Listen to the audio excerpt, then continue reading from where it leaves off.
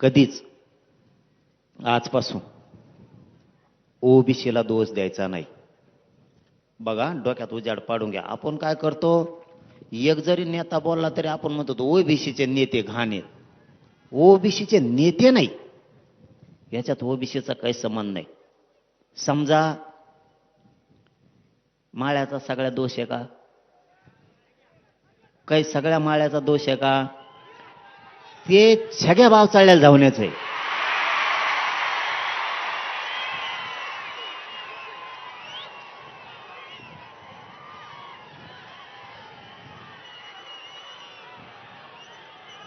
त्याला काय करायचं आता? त्याला म्हशीवणी थोड्या दिवस पाण्यात बांधायचं.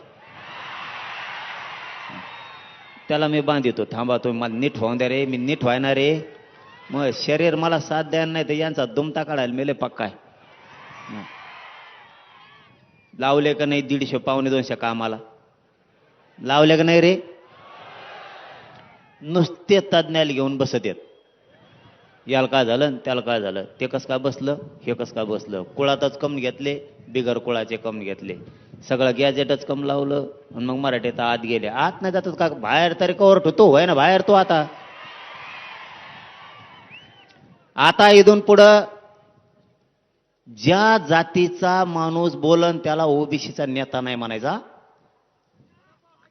इथून पुढं एक ध्यानात घ्यायचा, घडवून जाणाऱ्या प्रत्येक महाराष्ट्रातल्या माणसाने ओबीसीचा नेता बोलला ते काय करताय चाभऱ्यापणा, हे आत्ताशिक आपल्या डोक्यात आलंय.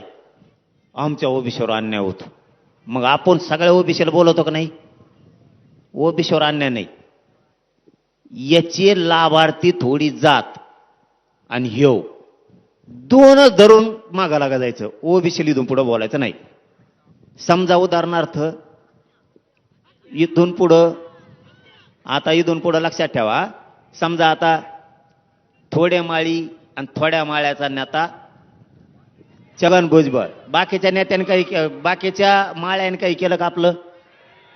उगाच उगाच सगळ्याला चिंगरीतो आपण बी. छगन भुजबळ आणि त्याचे लाभार्थी माळी तेवढीच जात, बाकीच्या माळी आपली. धनगराचा नेता आपल्या विरोधात बोलला, धनगराचा नेता आपल्या विरोधात बोलला. समजत आहे तुम्हाला मी काय बोलतोय?